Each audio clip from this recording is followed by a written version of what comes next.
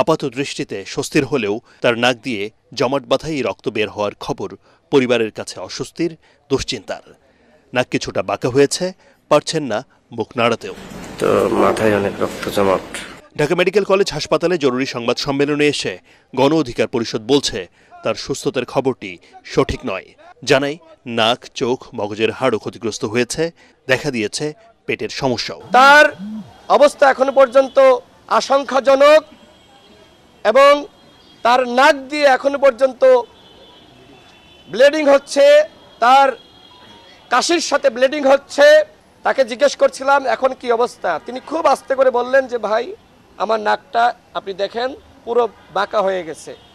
তিনি হা করতে পারছেন না। ডাক্তাররা তার দাঁতের অবস্থা দেখার জন্য আমার সামনেই বললেন আপনি একটু হা করেন। নুরুল হক নূর হা করতে পারলেন না।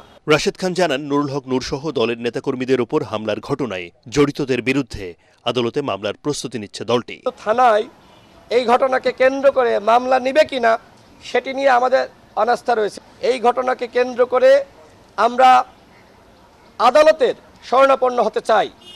ইতোমধ্যে সরকারের পক্ষ থেকে এক সদস্য বিশিষ্ট একটি বিচার বিভাগীয় তদন্ত কমিটি গঠন করেছে। আমরা এই কমিটির উপরেও আস্থা রাখতে চাই। নুরুল হক নূরকে হত্যার উদ্দেশ্যে হামলা চালানো হয়েছে জানিয়ে জড়িতদের বিচার